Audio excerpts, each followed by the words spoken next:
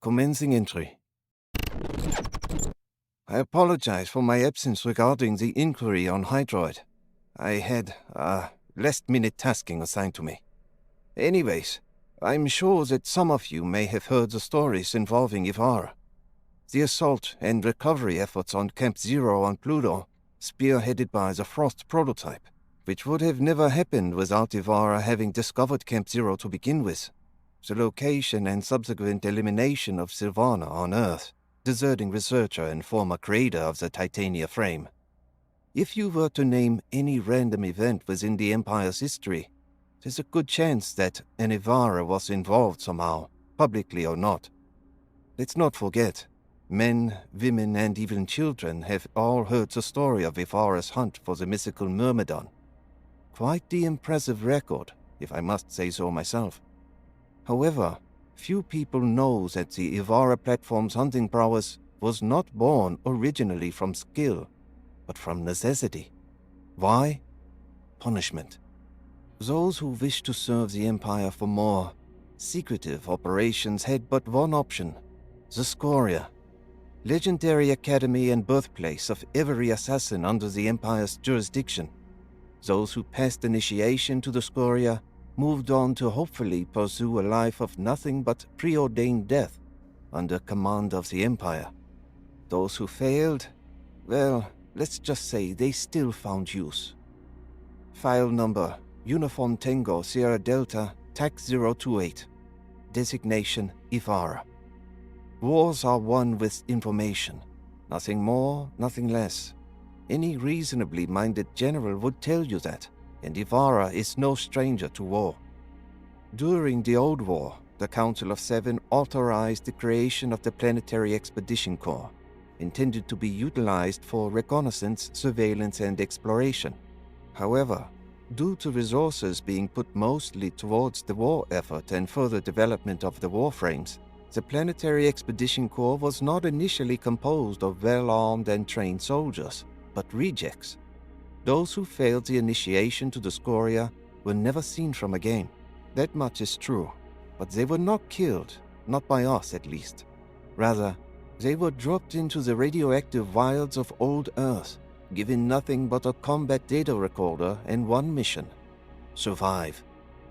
Candidates were expected to find their way to the nearest Orokin research outpost, with only wits and instinct to guide them. Failure to do so would result in a simple and clean death, either from overexposure to radiation or from old Earth's hostile wildlife. Those who made the treacherous journey back to civilization were showered with honors, going on to serve their empire elsewhere. Those who did not make it back had their data recorders collected for research into creating Ivara. Even in death, the weak had their use. As to be expected, initial failure rate for the Corps was high, even higher than the Scoria. For every 5,000 men and women dropped on old Earth, only 37 would return. In one piece? Of course not. Those who survived the radioactive outlands would commonly return with deformed limbs, permanent damage to bone marrow and the intestines, complete destruction of the gastrointestinal tract, and other afflictions, not even taking into account their encounters with hostile wildlife. Harsh expectations? Maybe, but there's a certain amount of tactfulness required when it comes to surveillance operations, at least more than performing fancy shuriken tricks. Ultimately, gathered information from the Planetary Expedition Corps proved instrumental in the war effort, as it led to the creation of Ivara and the reformation of the Corps entirely to be completely manned by operators. For service? No. For penalty. Tennos that proved to be too uncooperative or troublesome for the Orokin handlers were transferred here. The vast majority of operators in the Planetary Expedition Corps were scattered throughout the Empire, charged with mapping the uncharted and unknown regions of this system deemed too dangerous for Orokin personnel or traditional mapping satellites. Thousands of souls sprinkled through the galaxy and individually tasked with charting unclaimed planetoids with no cephalon, no assistance from Orokin High Command, and no official acknowledgement, alone with only an Ivara frame. Such years of isolation made mental afflictions such as dissociative identity disorder, anthropophobia, and catatonic schizophrenia common occurrences. Did it matter? No, because the core serves to watch and survey. Nothing more, nothing less. After all, Ivara was built on the countless experiences, memories, and decisions of the dead. She was built for this. The pilots? Irrelevant. Attribute number 1. Watchman. With lifetimes worth of scouting under her belt, Ivara is unmatched among all when it comes to keeping a low profile. Additionally, an omnidirectional radar is also implanted within Ivara's helmet. This radar emits electromagnetic radio waves, which are broadcast in all directions from a transmitter. When they reach an object, they are reflected off of the object, and some of them are bounced back to the transmitter and picked up by a receiver. Based on the time of arrival of the return signal, the distance, size, and overall location of the object can be determined. The effective range of this radar is approximately 20 meters, which may be increased to a maximum distance of 161 meters by utilizing any modifications that affect radar range, even on companions. Even in darkness, Ivara will always know what's coming. That being said, the necessity of knowing what's up ahead entails a requirement for silent weaponry, and for that reason, every Ivara platform is given a single standard issue longbow, referred to as the Artemis bow. Founding operatives of the Planetary Expedition Corps favored the longbow over anything else due to its extremely minimal noise output, negligible maintenance, and simple storage and usage compared to traditional firearms. This belief carried over to the creation of the Ivara Warframe, which always carries an Artemis bow regardless of its assigned task, in addition to a pack of modular arrowheads, which may be changed at any time to fit the user's purpose.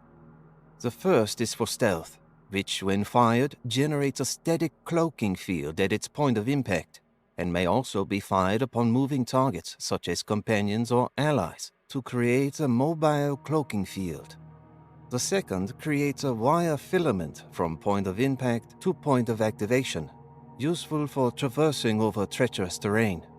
The third emits a sonic pulse originating from point of impact, which attracts any and all enemies not in an alerted position, which is useful for sneaking through areas. The fourth and final one triggers an electrochemical detonation, which creates an electromagnetically concentrated but small blast of adenosine, which puts anything within the area to sleep for a limited time. Lastly, 2 supplementary modules are available at the operator's discretion.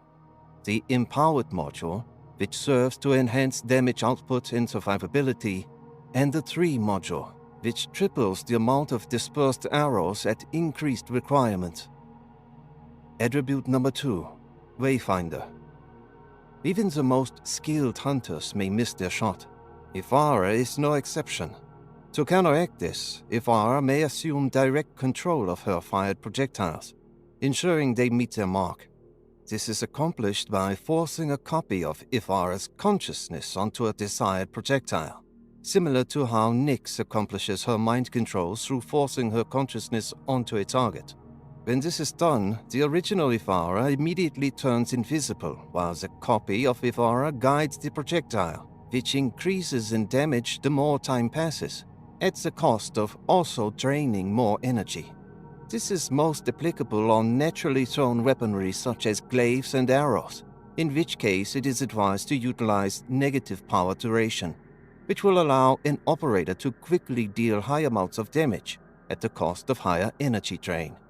The piercing supplementary module is also an option, but considering the nature of how Ivara is utilized, it is not a worthwhile choice.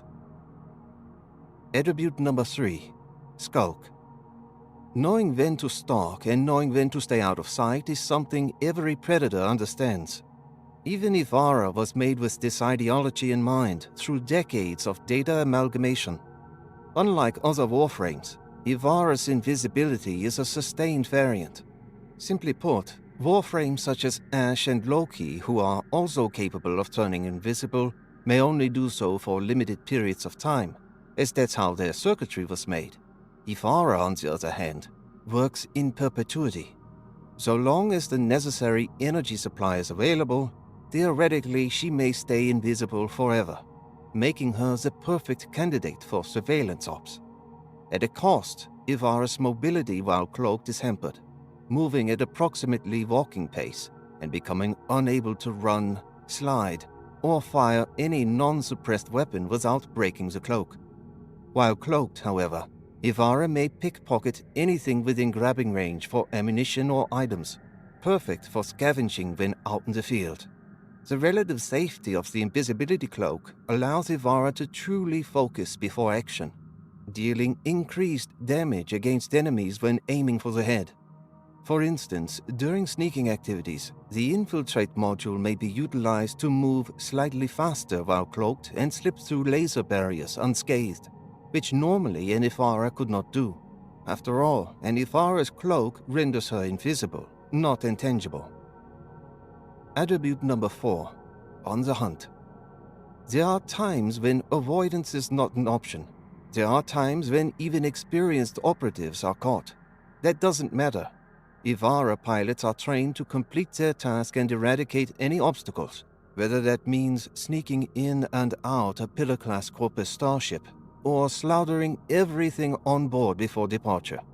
Whatever the case, every Ivara pilot worth their salt is acquainted with their Artemis bow, which is uniquely bonded to every individual Ivara Warframe through a discrete void link, allowing any operator to summon or dispel it at will. The arrows themselves are forged from threads of Ivara's own energy supply, meaning that scrounging for ammunition is not required, expending a small amount of energy per instance of the Artemis bow being fired. This may sound ineffective, but every discharge of the Artemis bow expels a minimum of 7 arrows per instance. This value is affected by modules that affect multi-shot, meaning that it is very possible to approach values such as 15 arrows per shot of the Artemis bow. It should also be noted that the concentrated module may be used to convert the Artemis bow to slightly more of a precision-based weapon, as it forces the Artemis bow to release only 1 arrow per shot, while also removing all capability of piercing through enemies and surfaces, in exchange for exploding when aiming for the head of a target, dealing increased damage. Preference is based entirely on the operator, but it's always important to remember that equipment should be brought based on necessity and favor, not purely on simplicity. This concludes the report. Terminating entry.